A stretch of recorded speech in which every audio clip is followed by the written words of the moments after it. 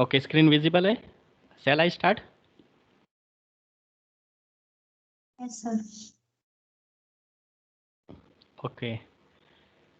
So let's begin the session. This is lecture number 14. And in the last lecture, we have discussed guided media, in which we have discussed twisted pair cable, coaxial cable, and fiber optics cables. There are so many characteristics we have discussed in the guided media. We have taken some example and we'll understand how coaxial cable works, what is the applications of twisted pair, coaxial cable, and fiber optics cable, and which one provide the fast speed. And in this lecture, we will cover unguided media, that is radio waves, microwaves, and infrared waves.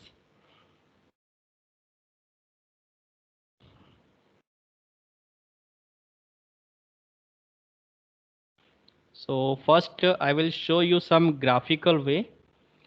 Then I will start my materials and explain to you everything. This is the graphical structure of transmission medium, which we have started in the last lecture.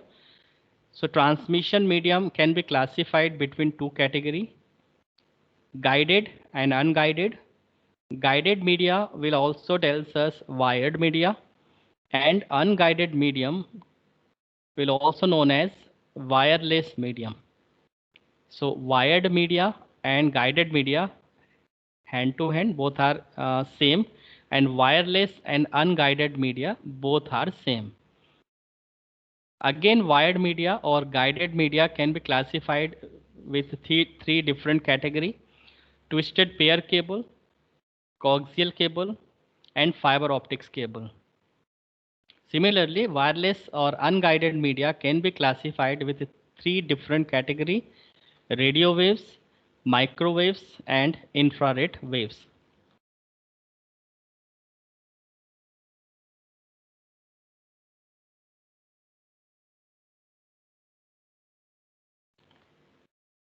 Now let's discuss wireless, that is unguided, unbound transmission media.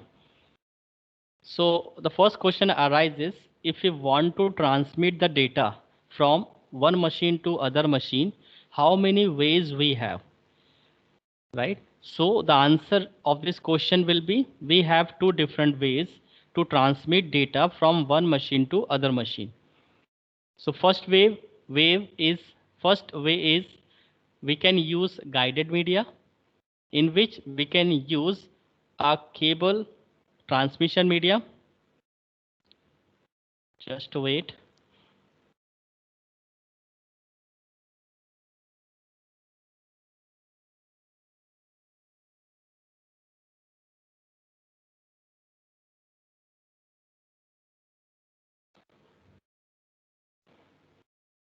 So if we use guided media, there must be a physical cable, and there is must be connected two devices with a physical cable. And the nature of physical cable can be used to transmit data from one machine to other machine. If it is a coaxial or twisted cable, there must be a copper wire inside the coaxial and twisted pair cable, and the nature of copper wire is it can transmit the data with the help of electrical signal. But in the same way, if we use the optical fiber optics cable, which are a physical transmission medium, by which we can connect two devices or more than one devices by using fiber optics cable, then the nature of fiber optics cable is to transmit the data in the form of light. So in guided media, we have seen there are two different nature of transmission media.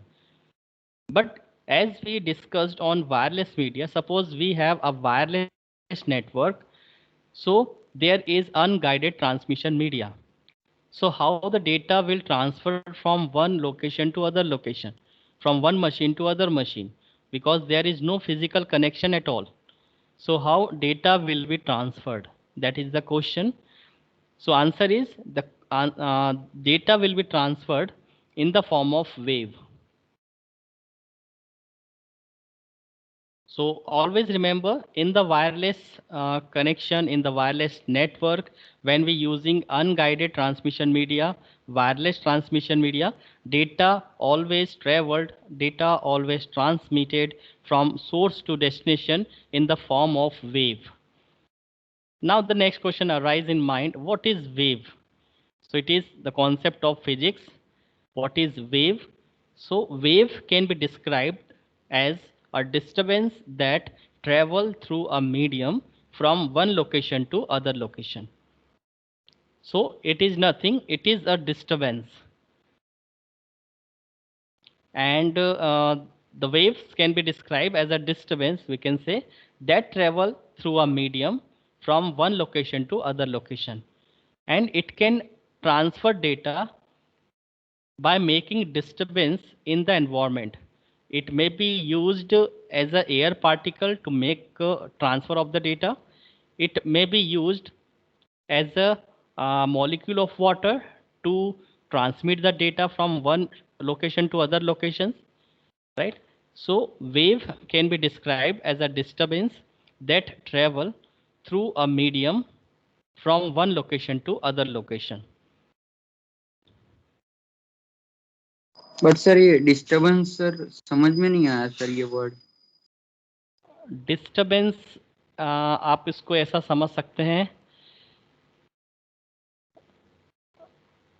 Suppose आप मेरे सामने खड़े हो, right?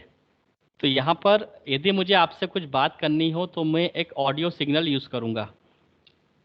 अब क्योंकि हम दोनों के बीच में एक एयर पार्टिकल है, एक मीडियम है जो कि एयर से मिलकर बना हुआ है, राइट?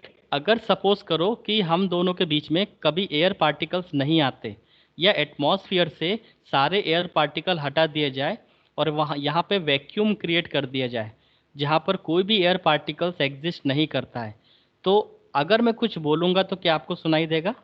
इसका आंसर दो. नो सर, नहीं सुनाई देगा. नहीं सुनाई देगा. हमारे गैलेक्सी में ऐसा ही होता है, कई जगह पर ऐसा वैक्यूम क्रिएटेड है, वहाँ पे आप कितना ही जोर से बोलो, किसी दूसरे पर्सन को या किसी दूसरे ऑब्जेक्ट को कभी सुनाई ही नहीं देता है. तो इसका मतलब ये हुआ कि डेटा को ट्रांसमिट होने के लिए, इंफॉर्मेशन को मूव करने के लिए वायरलेस नेटवर्क के अंदर कुछ ना कुछ डिस्टरबेंस होना ज़रूरी है. और यहाँ पे डिस्टरबेंस होता है एयर पार्टिकल के वाइब्रेशन के थ्रू.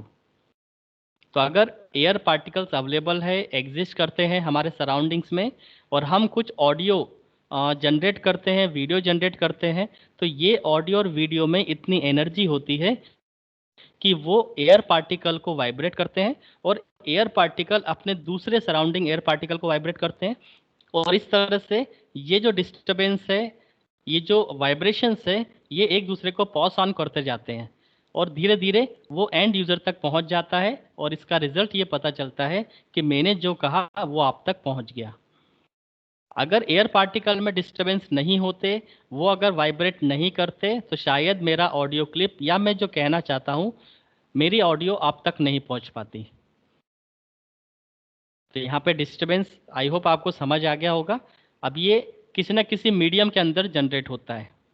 अगर हम ऑडियो सिग्नल सेंड कर रहे हैं तो यहाँ पे एयर पार्टिकल का डिस्टरबेंस होगा. अगर इलेक्ट्रिकल सिग्नल जनरेट हो रहे हैं तो करंट का डिस्टरबेंस होगा. अगर हम समुद्र की लहरों को देखोगे तो वहाँ पे वाटर के मॉलिक्यूल्स डिस्टर्ब होते हैं. अगर आप एक रोप को जोर से झटका मारते हो तो उसमें भी वेव्स आगे बढ़ती है. तो अल्टीमेटली वो एक डिस्टरबेंस क्रिएट होता है रोप के पार्टिकल्स में, और वो एक दूसरे को मूव करते हैं, एक दूसरे को पास ऑन करते हैं अपना डिस्टरबेंस, और फाइनली जो वेव्स है, फाइनली जो रोप का लास्ट एंड होगा वहाँ पे जाके वो वेव डिस्ट्रॉय हो जाती है. तो इसी तरह से वेव के फॉर्म में डेटा एक लोकेशन से दूसरे लोकेशन पर ट्रैवल करता है. समझ आई बात? हाँ ओके सर. ओके. इसको ऐसा भी समझ सकते हैं जैसे आप टेबल पे बैठे हो, टेबल पे अगर आप एक हाथ मार देते हो तो आपको साउंड जनरेट हो जाता है. तो वो साउंड कैसे जनरेट हुआ? क्योंकि एयर पार्टिकल में वो डिस्टरबेंस क्रिएट हुआ और वो डिस्टरबेंस आप तक पहुंच जाता है। आप हवा में हाथ चलाओगे तो आपको कभी आवाज़ नहीं आएगी, बट किसी मैटर पे या किसी ऑब्जेक्ट पे आप एक हाथ मारोगे तो ज़रूर एयर पार्टिकल्स में डिस्टरबेंस होता है। और जो आपने टेबल पे हाथ मारा था उसका जो साउंड है वो एयर पार्टिकल के थ्रू पास ऑन किया जाता है और वो आपके ईयर तक, आपके कानों तक पहुंच जाता है। तो हमें लगता है कि किसी ने टेबल बजाया या कोई ऑब्जेक्ट गिरा, राइट। तो इससे हमें पता चलता है। तो हमेशा ट्रांसमिशन, जो वायरलेस ट्रांसमिशन मीडियम है, वहाँ पर वेव के थ्रू ही डेटा ट्रांसफ़र होता है। और वेव कैसे डेटा ट्रांसफ़र करती है, उसका आंसर है वाइब्रेशन के थ्रू, डिस्टरबेंस के थ्रू।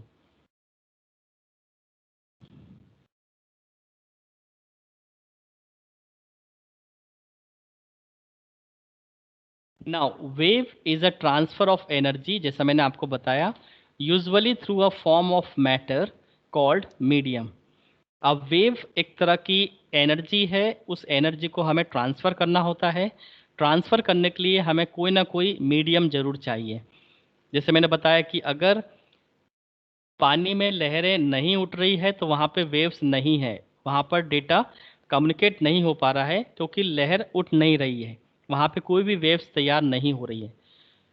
बट अगर वहाँ पर कोई मीडियम अवेलेबल होता, जैसे एयर पार्टिकल्स है, तो एयर पार्टिकल्स में एक उसको हम मीडियम मान सकते हैं। तो a wave is a transfer of energy usually through a form of matter called a medium. So wave एक तरह की एनर्जी का ट्रांसफ़र होता है और इसको ट्रांसफ़र करने के लिए हमें कुछ ना कुछ मीडियम चाहिए। वो एयर का भी मीडियम हो सकता है और वाटर मॉलिक्यूल्स का भी मीडियम हो सकता है। दोनों में से कोई एक मीडियम होगा तभी जो वायरलेस नेटवर्किंग है, वायरलेस डेटा कम्युनिकेशन है, वो हो सकता है। अदरवाइज यदि मीडियम नहीं होगा तो वायरलेस नेटवर्क कभी भी काम नहीं करेगा।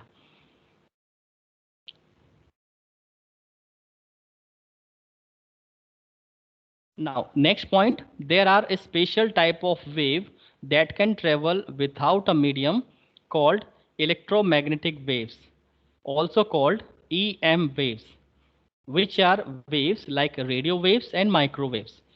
So हमारे सिलेबस में जो वायरलेस ट्रांसमिशन का टॉपिक है वो है radio waves, microwaves and infrared waves. This all waves comes into the category of electromagnetic waves, right. In short, पूरे सराउंडिंग्स में जितनी भी वेव्स अवेलेबल है और उनको मूव करने के लिए जो मीडियम अवेलेबल है, वो मीडियम है एयर पार्टिकल्स, हमारा एटमॉस्फेयर। और उसके अंदर जो वेव्स मूव करती है वो एक ही कैटेगरी है, दैट इज इलेक्ट्रोमैग्नेटिक वेव्स। और इलेक्ट्रोमैग्नेटिक वेव्स दो पार्ट से मिलकर बनी है, इलेक्ट्रिकल एंड मैग्नेटिक। आपने देखा होगा कि कई सारे टॉवर्स लगे होते हैं, कई सारे एंटीनाज लगे होते हैं, कुछ इलेक्ट्रिकल सिग्नल जनरेट होते हैं, कुछ मैग्नेटिक सिग्नल जनरेट होते हैं। और इनको आप कंबाइन कर दें तो एक इलेक्ट्रोमैग्नेटिक वेव्स बन जाती है, जिनकी अलग अलग फ्रिक्वेंसी जनरेट होती है। इनका एक पूरा स्पेक्ट्रम तैयार होता है अलग अलग फ्रिक्वेंसी का।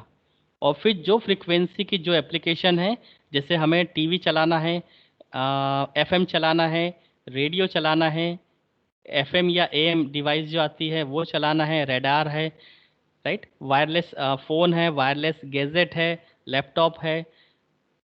तो ऐसी बहुत सारी डिवाइसेस है जो इन फ्रिक्वेंसी को यूज़ करके काम करती है। तो फाइनली क्या हुआ कि इलेक्ट्रोमैग्नेटिक वेव्स कई सारे फ्रिक्वेंसीज में अवेलेबल हुई, उसको उन्होंने नाम दिया स्पेक्ट्रम। अब इस स्पेक्ट्रम में मल्टीपल फ्रिक्वेंसी अवेलेबल है।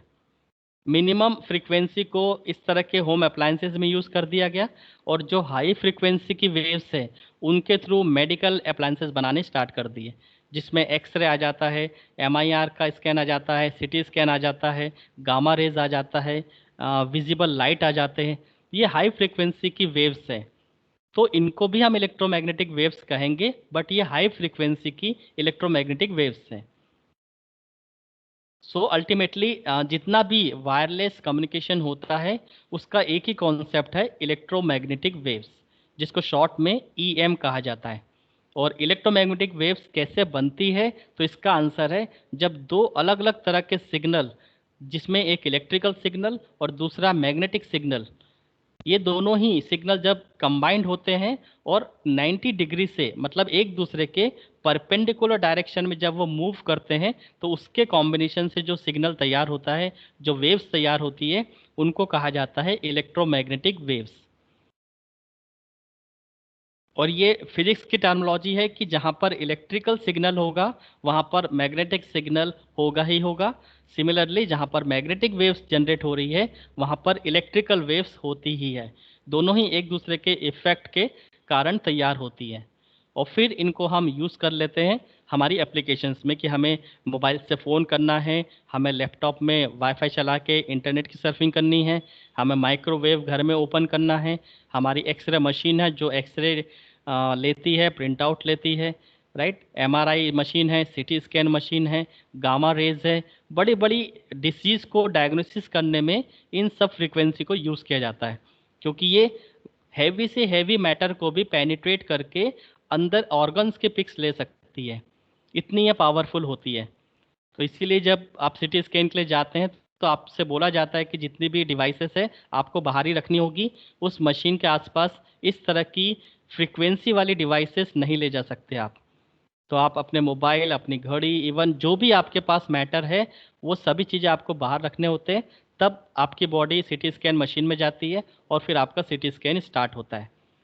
तो वहाँ पर भी जो वेव्स जनरेट होती है वो अल्टीमेटली इलेक्ट्रोमैग्नेटिक वेव्स है, वही हमारी बॉडी के अंदर पेनिट्रेट होती है।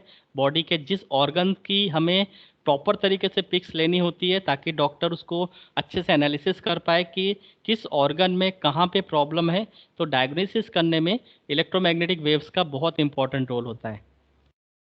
सो ऐसे बहुत सारी एप्लीकेशंस सामने आती है इलेक्ट्रोमैग्नेटिक वेव्स की, हम लोग अभी आगे डिस्कस करेंगे।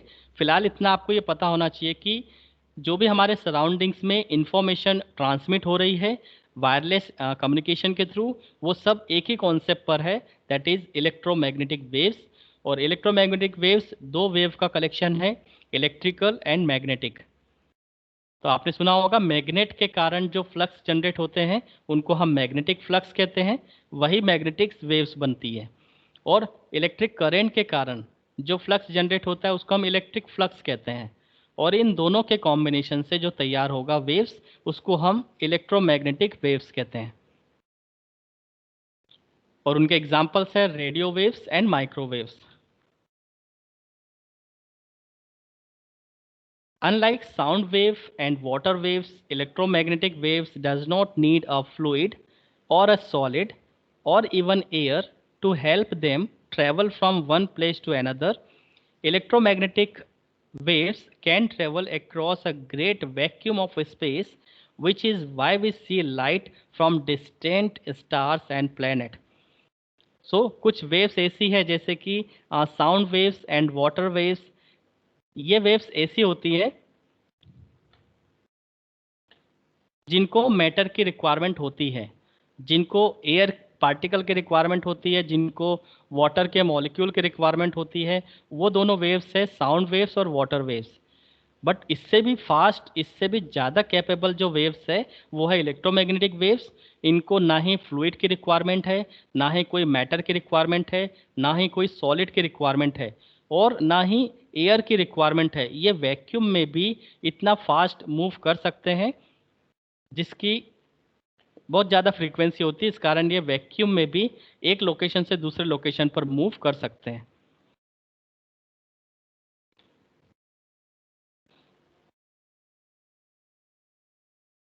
नेक्स्ट है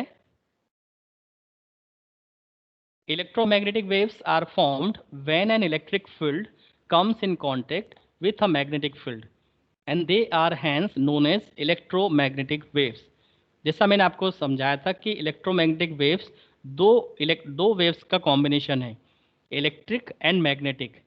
अब इलेक्ट्रिक करंट के कारण इलेक्ट्रिक वेव्स तैयार होती है, इलेक्ट्रिक फील्ड तैयार होती है, और मैग्नेटिक के कारण, मतलब मैग्नेट के कारण मैग्नेटिक फील्ड तैयार होता है, और इन दोनों के कारण इलेक्ट्रोमैग्नेटिक वेव्स तैयार होती है। Electromagnetic radiation is a form of energy that is all around us and takes many forms. such as radio waves, microwaves, X-ray and gamma rays. So electromagnetic radiations is a form of energy.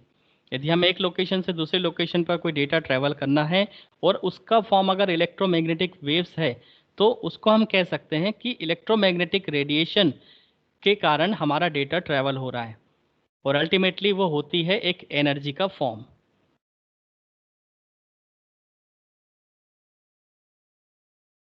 Sunlight is also a form of electromagnetic energy. Electromagnetic energy from the sun comes to earth in the form of radiation. So ये भी एक तरह का radiation है. आप जब बाहर निकलते हो तो आपको धूप ज़्यादा लगती है, आप घर में आ जाते हो तो आपको धूप कम लगती है. इसका मतलब कि रेडिएशन कभी आपको लगता है, कभी नहीं लगता है. तो सन से आने वाली जितनी भी विजिबल लाइट्स हैं उनको भी हम इलेक्ट्रोमैग्नेटिक वेव्स के कैटेगरी में रखते हैं. उसके पास भी एनर्जी है और यही इस बात का प्रूफ होता है कि हमें टेम्परेचर ज़्यादा लगता है, कभी हमें टेम्परेचर कम लगता है. तो इसका ये प्रूफ है कि इलेक्ट्रोमैग्नेटिक वेव्स के पास एनर्जी होती है.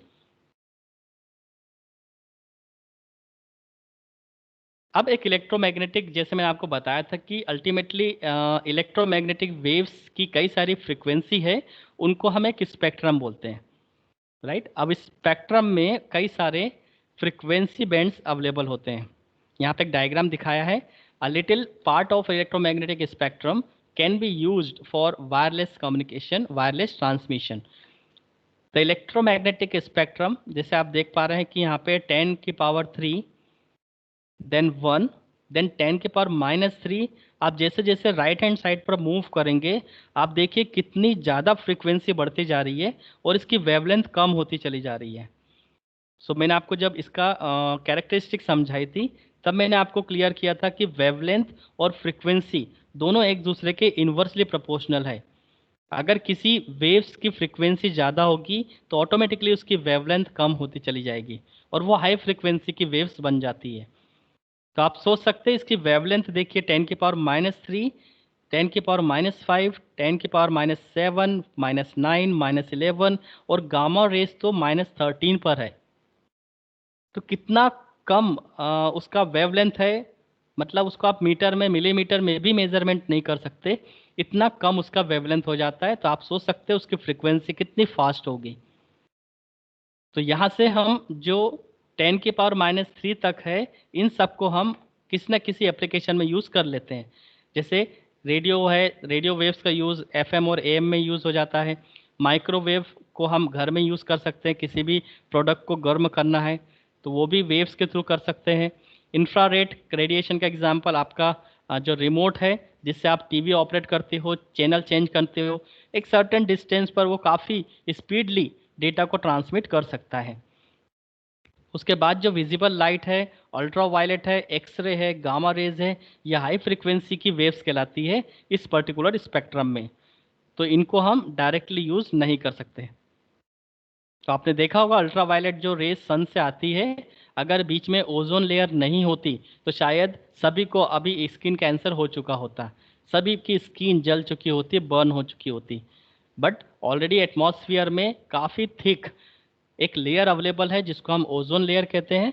वो ओजोन लेयर इस पूरी ह्यूमन बींग्स को, एनिमल्स की स्पेसीज को और जो जितने भी एक्वाटिक एनिमल्स है इन सभी को प्रिजर्व करके रखती है.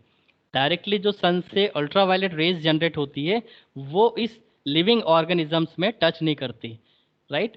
तो आपने सुना होगा कि अभी ओजोन लेयर में काफ़ी होल्स होने लगे हैं जिसके कारण से स्किन कैंसर की डिसीज़ आने लगी है और कई सारे एक्वाटिक एनिमल्स भी मर जाते हैं. समुद्र के अंदर जितने भी एनिमल्स हैं उनको हम एक्वाटिक एनिमल्स कहते हैं. तो वो सभी डैमेज होते जा रहे हैं, उनकी जो लाइफ है वो डेथ होती चली जा रही है. और धीरे धीरे एनवायरनमेंट का टेम्परेचर भी बढ़ता जा रहा है, वो भी आप ऑब्जर्व कर रहे हैं. हर 2-3 साल में 1 से 1.5 डिग्री टेम्परेचर बढ़ता जा रहा है.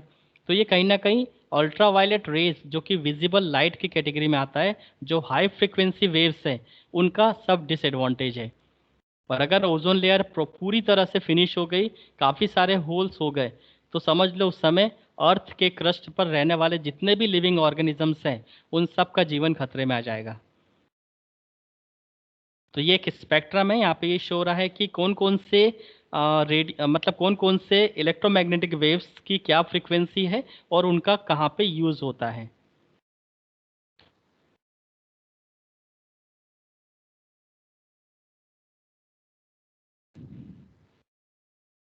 ये भी हम लोग ने डिस्कस किया है जब हम उसके सिग्नल के कैरेक्टरिस्टिक्स स्टडी कर रहे थे। तो हर एक वेव में एक क्रस्ट होता है, एक ट्रफ होता है। पॉजिटिव वाली डायरेक्शन को हम क्रेस्ट कहते हैं, वेव का क्रेस्ट पोर्शन, और वेव का ट्रफ पोर्शन जो नेगेटिव में पीक जाता है। और इन दोनों क्रेस्ट और ट्रफ, या दो क्रेस्ट या दो ट्रफ, इन दोनों के बीच का डिस्टेंस वेवलेंथ बनाता है। और अगर ये वेवलेंथ कम होती गई, इसका मतलब कि उसकी फ्रीक्वेंसी बढ़ रही है। यहाँ पे शो हो रहा है एक लॉन्ग वेवलेंथ है, तो इसकी फ्रीक्वेंसी लो फ्रीक्वेंसी है। यहाँ पर आप देख सकते हैं दूसरे डायग्राम में, अगर इसकी जो वेवलेंथ है वो कम हो रही है, इसका मतलब कि हाई फ्रीक्वेंसी है। ये एग्जांपल है यहाँ पे शॉर्टर वेवलेंथ की, और यहाँ पर है लॉन्गर वेवलेंथ। सो एक की फ्रीक्वेंसी ज़्यादा है, दूसरे की फ्रीक्वेंसी कम है।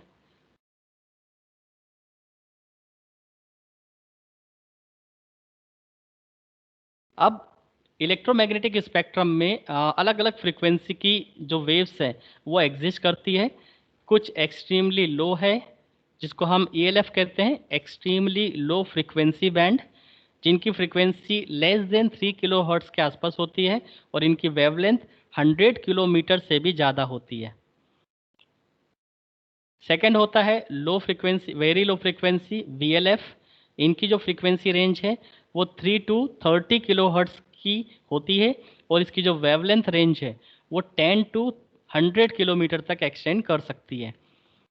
लो फ्रीक्वेंसी में LF आता है, और इसकी 30 टू 300 किलो हर्ट्स तक फ्रीक्वेंसी रेंज है। तो यहाँ पे फ्रीक्वेंसी रेंज का मतलब है कि इसकी फ्रीक्वेंसी बैंड में मिनिमम और अपर ये क्या है। तो मिनिमम 30 किलोहर्ट्ज़ की स्पीड और मैक्सिमम 300 किलोहर्ट्ज़ की स्पीड तक की वेव्स जनरेट हो सकती है। और ये कितना एक्सटेंड होगा, इसका जो वेवलेंथ है ये 1 मीटर से लेकर 10 किलोमीटर तक का हो सकता है।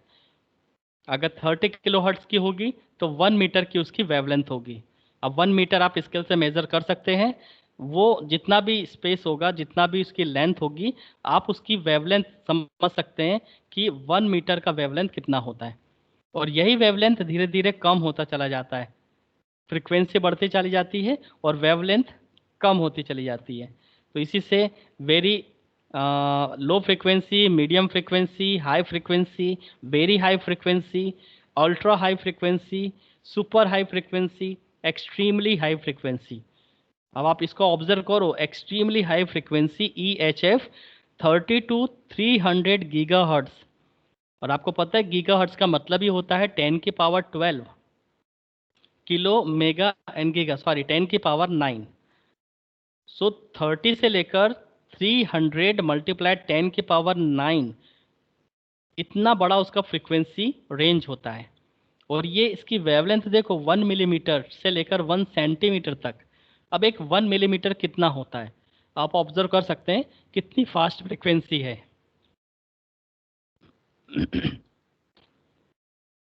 A little part of electromagnetic spectrum can be used for wireless transmission. ऊपर की साइड आप जाओगे तो lower frequency, lower energy, long wavelength. और अगर आप ऊपर से नीचे की डायरेक्शन में आओगे तो higher energy, high frequency and short wavelength. तो यदि रेडियो वेव्स की बात करें जिस पे टीवी अप्लाई होती है, टीवी चैनल्स चलते हैं, तो उनकी जो लोअर एनर्जी कहलाती है, लोअर फ्रीक्वेंसी पे वो काम करते हैं, और उनकी जो वेवलेंथ है वो लॉन्ग होती है। इसी तरह से माइक्रोवेव उससे ज़्यादा होगा, इंफ्रारेड उससे ज़्यादा एनर्जी वाला होगा, लाइट उससे ज़्यादा एनर्जी, अल्ट्रावायलेट उससे ज़्यादा एनर्जी, उस सबसे फास्ट ज़्यादा फ्रीक्वेंसी, एक्सरे इसकी भी एनर्जी ज़्यादा होगी, फ्रीक्वेंसी ज़्यादा होगी, वेवलेंथ कम होगी, और गामा रेज सबसे ज़्यादा एनर्जी, सबसे ज़्यादा फ्रीक्वेंसी और सबसे छोटी वेवलेंथ। तो ये स्पेक्ट्रम को देखने का तरीका है कि किस तरह से फ्रीक्वेंसी बढ़ती जाएगी तो उसका एप्लीकेशन क्या होगा, फ्रीक्वेंसी कम होती चली जाएगी तो उसका एप्लीकेशन क्या होगा।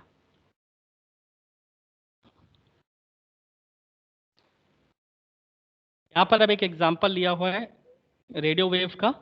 सो radio waves are electromagnetic waves. हमें पता है कि रेडियो वेव्स हो, इंफ्रारेड वेव्स हो या माइक्रोवेव्स हो, अल्टीमेटली ये है तो इलेक्ट्रोमैग्नेटिक वेव्स ही, क्योंकि इलेक्ट्रोमैग्नेटिक स्पेक्ट्रम में ही इनकी एक सर्टेन रेंज है, इनकी एक सर्टेन फ्रिक्वेंसी है। उन सर्टेन फ्रिक्वेंसी और रेंज को ही नाम दिया गया है रेडियो वेव्स, माइक्रोवेव और इंफ्रारेड। ये कोई एडिशनल कॉन्सेप्ट नहीं है कि इलेक्ट्रोमैग्नेटिक वेव्स अलग है और रेडियो वेव्स अलग है। तो इलेक्ट्रोमैग्नेटिक वेव्स अल्टीमेटली एक पूरा स्पेक्ट्रम है जिसके अंदर कई सारी फ्रिक्वेंसी बैंड एग्जिस्ट करती है, और उन फ्रिक्वेंसी बैंड को एक नाम दिया गया है, कुछ जैसे कि radio waves, FM, AM, radar, wireless, Bluetooth, right, microwaves, x ray, gamma rays, ultra visible light, ultraviolet light, visible light, ये सब नाम हैं जो एक पर्टिकुलर फ्रीक्वेंसी, टेक्निकली देखा जाए कि रेडियो वेव्स मतलब एक सर्टेन फ्रीक्वेंसी, माइक्रोवेव मतलब एक सर्टेन फ्रीक्वेंसी बैंड, वायरलेस मतलब एक certain frequency range, right. So ultimately in frequency को नॉमेनक्लेट किया गया है, तो उसी में रेडियो वेव्स भी आती है।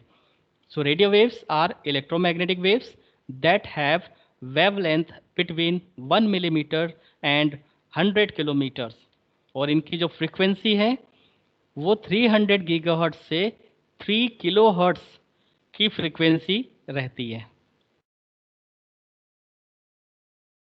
Radio frequency is easy to generate because it has large wavelength and can travel long distance.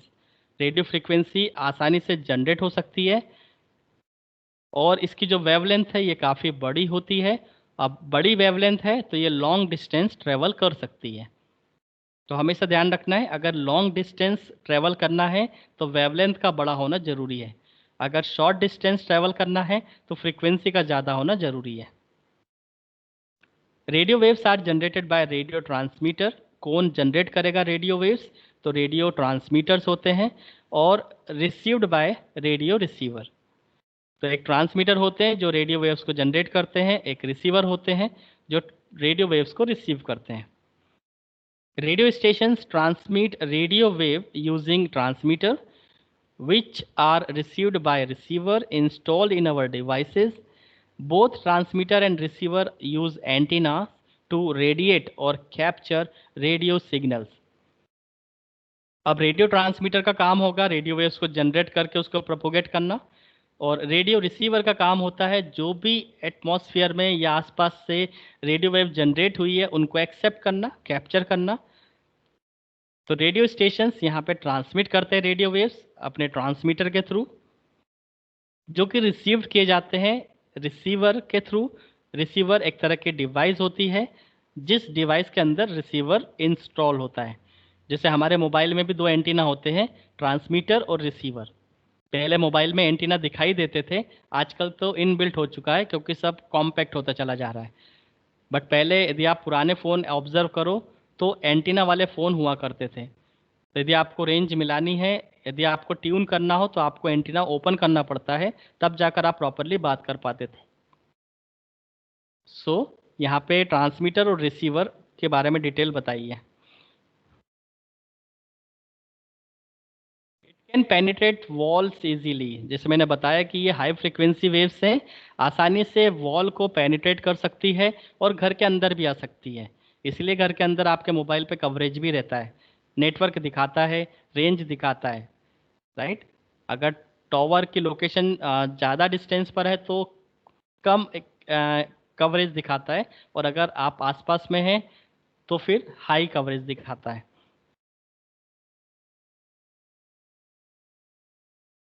Radio waves are omnidirectional, means they travel in all directions from the source. एक बार source device से generate हो जाती है तो ये omni directional होती है, सभी डायरेक्शन में मूव कर सकती है, ट्रेवल कर सकती है। Radio waves are omnidirectional, means they travel in all directions from the source. When an antenna transmits radio waves, they are propagated in all the direction. The sending antenna sends wave that can be received by any receiving antenna. The omnidirectional property has disadvantage too. The radio waves transmitted by one antenna are susceptible to interference by another antenna that may send signal using the same frequency or band. तो omni directional होने के कारण इसका disadvantage भी बन जाता है कि हो सकता है उसी की रेंज में कोई दूसरा सिग्नल लगा हुआ है तो दोनों एक दूसरे की फ्रीक्वेंसी बैंड को सब्सक्राइब कर सकते हैं, इससे सिग्नल लॉस होते हैं, पैकेट्स लॉस होते हैं.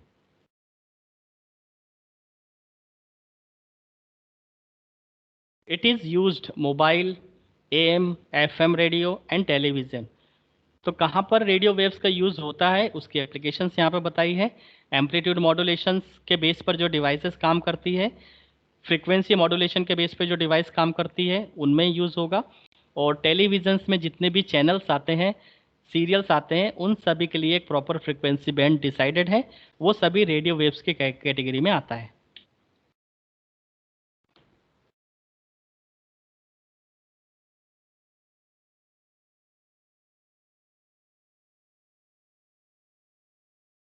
यहाँ पर देखिए रेडियो स्पेक्ट्रम, इस पर हम ऑलरेडी बात कर चुके हैं.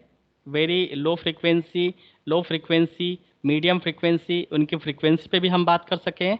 राइट हैंड साइड पर उसकी एप्लीकेशंस है कि रेडियो नेविगेशन के लिए मिनिमम इस फ्रीक्वेंसी रेंज की यूज़ होती है. लॉन्ग वेव रेडियो में ये फ्रीक्वेंसी रेंज यूज़ होती है. अब यदि आपको सपोज़ कोई वाईफाई डिवाइस चलानी है तो वाईफाई इन 2.4 बैंड, सेलुलर फ़ोन चलाने हैं तो आपको मिनिमम 300 मेगाहर्ट्ज़ टू 3 गीगाहर्ट्ज़ तक लगता है, राइट. आप अपने ही मोबाइल की फ्रीक्वेंसी रेंज देख सकते हैं जो कि वायरलेस से बिलोंग करती है, वाईफाई से बिलोंग करती है, तो उसमें भी आपको 2.2 2.1 गीगाहर्ट्ज़ की स्पीड आपको मिल जाएगी. पुराने जो GSM फ़ोन होते थे उनमें हम लोग 900 मेगाहर्ट्ज़ से लेकर 1400 मेगाहर्ट्ज़ के फ्रीक्वेंसी बैंड को यूज़ करते थे.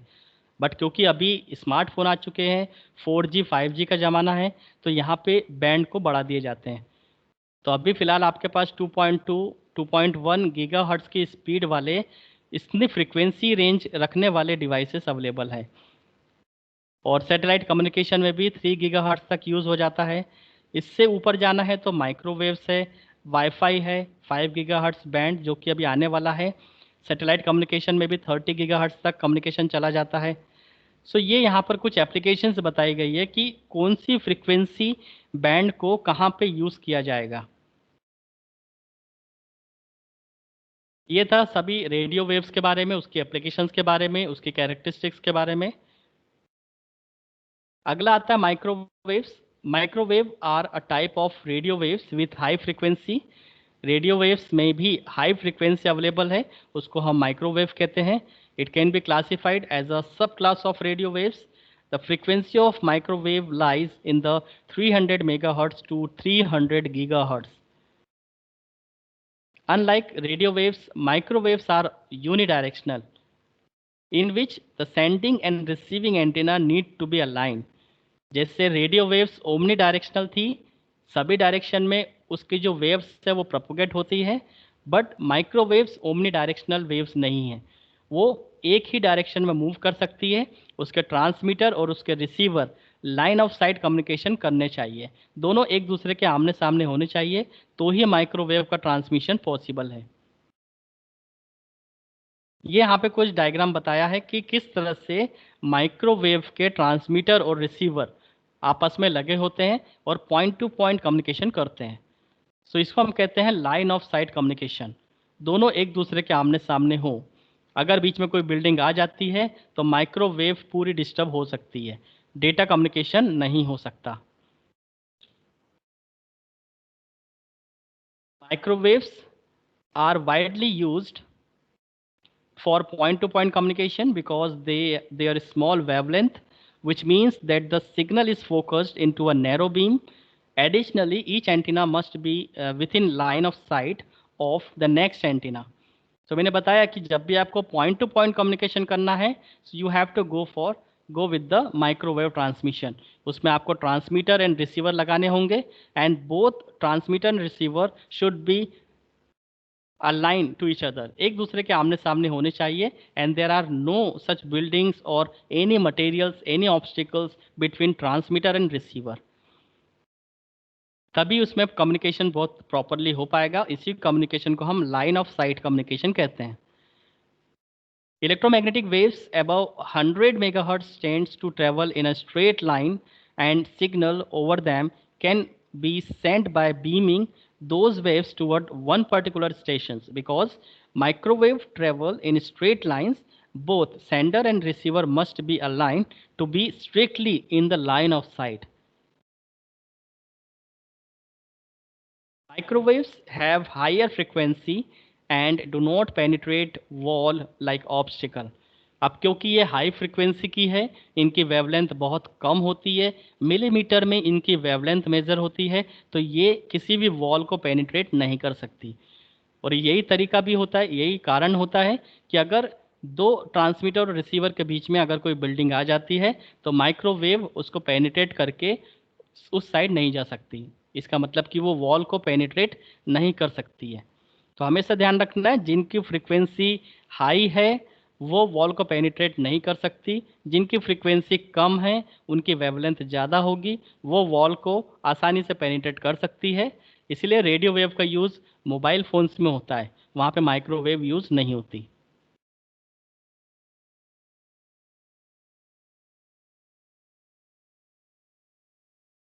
इसके बाद आता है लास्ट हमारा इंफ्रारेड। इंफ्रारेड को भी समझ लेते हैं, ये तीसरा हमारा ट्रांसमिशन मीडियम है वायरलेस में। Infrared signals have frequencies between 300 GHz to 400 THz। बहुत बड़ी फ्रीक्वेंसी रेंज और बहुत फास्ट फ्रीक्वेंसी इंफ्रारेड सिग्नल्स की होती है।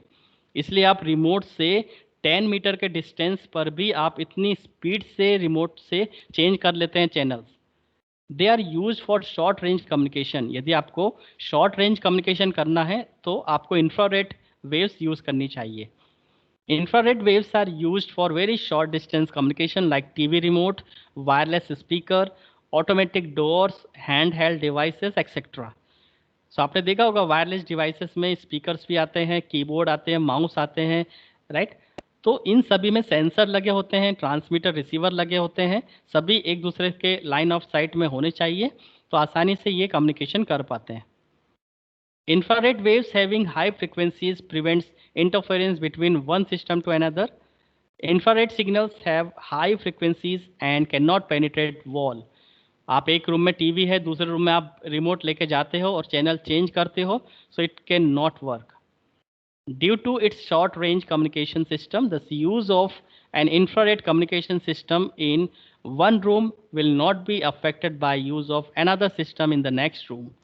This is why using an infrared TV remote control in our home will not interfere with the use of our neighbor infrared TV remote control. आप अपने neighbour की TV को operate नहीं कर सकते, आप अपने घर में बैठे हुए हैं, ये यहाँ पे बताया जा रहा है। सो ये कुछ कैरेक्टरिस्टिक्स है इंफ्रारेड की। इसके इसके डिसएडवांटेज भी है। Infrared signal can not be use for long distance communication, क्योंकि ये शॉर्ट डिस्टेंस के एप्लीकेशन के लिए बनाया हुआ है। In addition, we cannot use infrared waves outside a building because sun's rays contain infrared waves that can interfere with communication.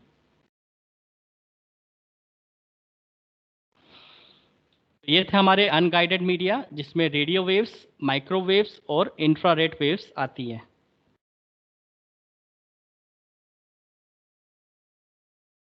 So unguided transmission media पे हम लोग बात कर रहे थे, डिस्कस कर रहे थे। हमने देखा कि इलेक्ट्रोमैग्नेटिक वेव्स एक कॉन्सेप्ट है जिसके बेस पे पूरा अनगाइडेड ट्रांसमिशन मीडिया वर्क करता है।